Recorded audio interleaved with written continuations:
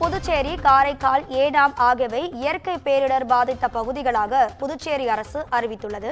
பெஞ்சல் புயலால் பாதிக்கப்பட்ட 3 இடங்களையும் இயற்கை பேரிடர் பாதித்த பகுதிகளாக புதுச்சேரி அரசு அறிவித்துள்ளது.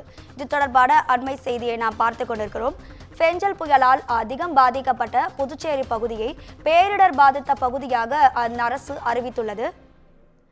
அது மட்டுமின்றி காரைக்கால், ஏனாம் ஆகிய பகுதிகளும் பேரிடர் பாதிக்கப்பட்ட பகுதிகளாக புதுச்சேரி அரசு அறிவித்துள்ளது.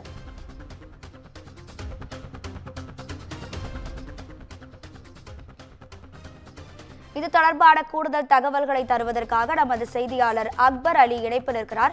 வணக்கம் அக்பர் அலி, உங்க தகவல்களை சொல்லுங்க. வணக்கம் ராதிகா. பெஞ்சல் புயல் வந்து புதுச்சேரி அருகே கரையை கடந்தது. இதன் காரணமாக புதுச்சேரியில் காற்றுடன் கூடிய கனமழை பெய்தது. இதனால் புதுச்சேரி முழுவதும் மழை வெள்ளம் சூழ்ந்து புதுச்சேரியே வெள்ளக்காடாக மாறியது. மேலும் இந்த தென்பெண்ணை ஆற்றில் வெள்ளப்பெருக்கு அதிகமாக இருந்ததால் அதிலிருந்து வெளியே அதாவது மழை வெள்ளமானது ஆற்றிலிருந்து கரை புரண்டு ஓடியது. இதன் காரணமாக புதுச்சேரியே தண்ணீரில் மூழ்கியது. இதனால் பொதுமக்கள் தங்களது உடைமைகளை முற்றிலுமாக இழந்தனர். வீட்டு உபயோகப் பொருட்கள் முதல் கார், பைக் உள்ளிட்ட அனைத்து பொருட்களும் நீரில் மூழ்கியது. மேலும் புதுச்சேரியில் புயல் நிவாரணமாக முதலமைச்சர் 5000 அறிவித்திருந்தார்.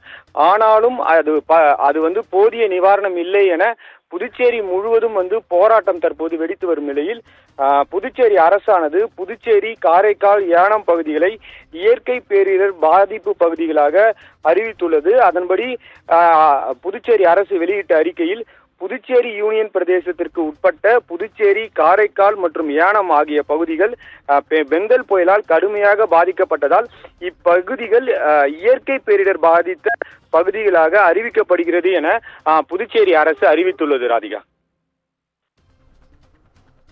உங்க தகவல்களுக்கு நன்றி அக்பர்.